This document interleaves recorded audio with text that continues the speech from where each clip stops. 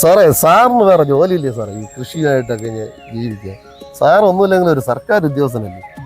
പ്രസാദ്, സർക്കാർ ജോലി ലഭിക്കുന്നതിന് മുമ്പ് എൻ്റെ ഉപജീവന മാർഗം ഇതായിരുന്നു. പിന്നെ ഒരു കാര്യം, ഈ പ്രകൃതിയുമായി ഇഴുകിച്ചേർന്നുള്ള ഒരു ജീവിതം, അതൊരു പ്രത്യേക സുഖം തന്നെയാണ് പ്രസാദ്. അതൊന്നും പ്രസാദിന് പറഞ്ഞാൽ മനസ്സിലാകും. ഈ കാറ്റടിച്ച് വാഴ കൊടിഞ്ഞു വീഴുമ്പോഴേ പരാതിയായിട്ട് എൻ്റെ അടുത്ത് വരുന്നത് ഒരു ഫോൺ കോൾ വരുന്നു. 1 മിനിറ്റ്. ഡേയ്, നിന്നെ കാണാനില്ല.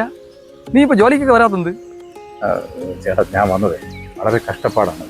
5-6 ദിവസമായി സുഖമില്ല, അമ്മയ്ക്ക് സുഖമില്ല, എനിക്കാണെങ്കിൽ തീരെ സുഖമില്ല. ക്യാഷ് ഉണ്ടെങ്കിൽ 500. എടാ, എൻ്റെ ഇപ്പം കാശൊന്നുമില്ല. നീ ഒരു കാര്യം ചെയ്യ്, നാളായിട്ടൊന്ന് അഞ്ഞിട്ട് വാ. എടാ, എൻ്റെ 1000 രൂപ വാങ്ങിച്ചിട്ട് എത്ര മാസമായടാ? പലിശയ്ക്ക് കൊടുത്തെങ്കിൽ എത്ര രൂപ പലിശ കിട്ടുമെന്ന് അറിയാം? അണ്ണന് പൈസ വാങ്ങിച്ച സമയത്ത് പെട്ടെന്ന് എനിക്ക് സുഖമില്ലാതെ ചിക്കൻ കുനി വന്നു. അത് അണ്ണനെ അറിയാമല്ലോ. പിന്നെ അത് ആ സമയത്ത് പിന്നെ പണിയൊന്നുമില്ലാതെ വലിയ ബുദ്ധിമുട്ടായി. അതുകൊണ്ടെന്നാ നിങ്ങൾ തരാണ എപ്പോഴായാലും ഞാൻ തരും. ഇപ്പം അമ്മയ്ക്ക് സത്യം സുഖമില്ല, അതുകൊണ്ടാണ് ഞാൻ പിന്നെ അസുഖമില്ലാണ്, എന്ത് ചെയ്യാൻ പറ്റും? അസുഖമില്ലാത്ത ആരുമില്ല, പക്ഷെ കടം വാങ്ങിച്ചാൽ തിരിച്ചു കൊടുക്കണം, അല്ലെങ്കിൽ വാങ്ങിക്കരുത്. സാറേ, പൈസ ഒന്നും കൊടുക്കല്ലേ. ഓടാ പ്രസാദേ, നീ ഒന്ന് അടങ്ങടേ. അനിയ, നീ പൊക്കോ, നമുക്ക് പരിഹാരം ഉണ്ടാക്കാം.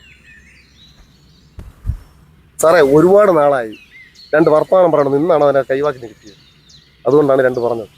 എൻ്റെ പ്രസാദേ, അവൻ്റെ ഇല്ലായ്മ കൊണ്ടല്ലേടാ നിന്നോട് അവൻ കടം വാങ്ങിച്ചത്. അവന് തരാൻ പറ്റിയില്ലെങ്കിൽ കുഴപ്പമില്ല, ആ പൈസ ഞാൻ തരാം.